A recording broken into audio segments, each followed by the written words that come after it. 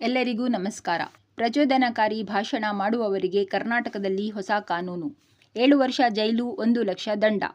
ಜಾತಿ, ಜನ್ಮಸ್ಥಳ, ಭಾಷೆ, ಜನಾಂಗ ಆಧಾರವಾಗಿಟ್ಟುಕೊಂಡು ದ್ವೇಷದ ಭಾಷಣ ಮಾಡಿದರೆ ರಾಜ್ಯ ಸರ್ಕಾರ ಹೊಸ ಕಾನೂನು ಜಾರಿಗೊಳಿಸಿದೆ. ರಾಜ್ಯದಲ್ಲಿ ಧರ್ಮದ ಹೆಸರಿನಲ್ಲಿ ಅಮಾಯಕರು ಬಲಿಯಾಗುತ್ತಿರುವುದು ನೋಡುತ್ತಿದ್ದೇವೆ.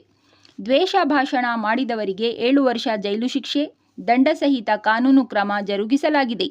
ದ್ವೇಷ ಭಾಷಣ ಮಾಡುವವರು ಎಷ್ಟೇ ಪ್ರಭಾವಿಗಳಾಗಿದ್ದರೂ ಅವರ ವಿರುದ್ಧ ಕಾನೂನು ಕ್ರಮ ಜಾರಿಗೊಳಿಸುವುದು ಅತ್ಯವಶ್ಯಕ. ಅವರ ವಿರುದ್ಧ ಕ್ರಿಮಿನಲ್ ಅಂದರೆ ಅಪರಾಧಿಯ ಪ್ರಕರಣ ದಾಖಲಿಸುವಂತೆ ಕರ್ನಾಟಕದ ಮುಖ್ಯಮಂತ್ರಿ ಸಿದ್ದರಾಮಯ್ಯ ಸೂಚನೆ ನೀಡಿದ್ದಾರೆ. ಮಾತುಗಳಲ್ಲೇ ಆಡುವ ಪದಗಳು, ನಿವಾಸವಾಗಿರುವ ಸ್ಥಳ, ಅಂಗವೈಕಲ್ಯ, ಬುಡಕಟ್ಟು ಗುಂಪುಗಳ ಬಗ್ಗೆ ಆಕ್ರಮಣಕಾರಿ ಭಾಷಣ ಮಾಡುವುದು.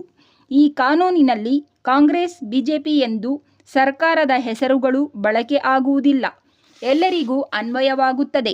ದ್ವೇಷ ಭಾಷಣ ಮಾಡುವುದರಿಂದ ನೋವು ಆದ ಮನಸ್ಸುಗಳಿಗೆ ಪರಿಹಾರ ನೀಡಬೇಕಾಗುತ್ತದೆ.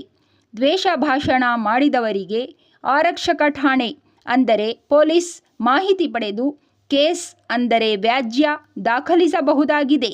ದ್ವೇಷ ಭಾಷಣ ಮಾಡುವವರಿಗೆ ಕಠಿಣ ಕಾನೂನು ಜಾರಿಗೆ ಬಂದಿದೆ. ಭಾಷಣ ಮಾಡುವವರು ತಮ್ಮ ಮಾತುಗಳಲ್ಲಿ ಹಿಡಿತ ಇಟ್ಟು ಮಾತನಾಡಬೇಕು.